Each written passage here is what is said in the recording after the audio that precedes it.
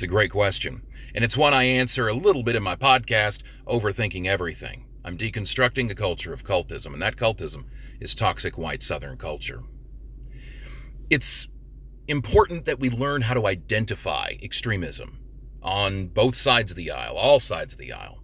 My argument, of course, is that left extremism is that side that seeks to cater to fascism, that side that seeks to bend and give up all of our platform for the moderate middle centrists who will vote whichever side because they have no values.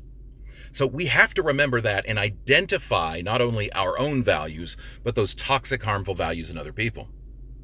Once we've identified those narcissistic, sociopathic ideals, then we have to look in our own circle, our family, our friends, those who we do business with, and we have to decide what's important, whom our children associate with.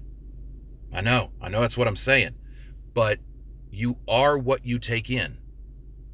Some of this, we need to start reaching out to people and deprogram them, help them out of the cult. But look, if you're denying that the election is valid, if you're going out here and you're denying that the insurrection was an insurrection, you're gone and you're lost, and we need to move on and try to appeal to people with common sense, right? Then we have to stop doing business with them. We have to stop associating with them, stop going over to their house for Thanksgiving and Christmas and doing the things. And if you have to cut some hard ties, and, maybe cut some hard ties. It's difficult, but you have to call it out every time. You can't let it go one time.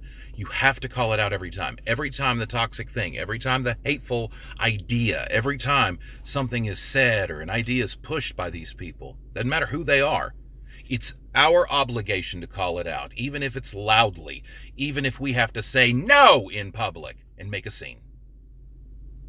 That's all there is to it. We have to stop looking at people who come up to us and speak about religion without us asking about it.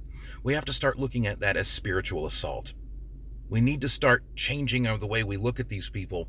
Instead of them coming up to us and just spewing that stuff, we need to take it very seriously and say, no, you don't get to do that. That's abusive.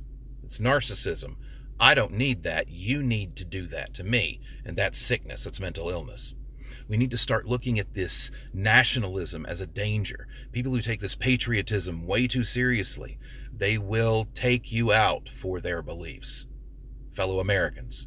So there's one other thing you can do to combat this.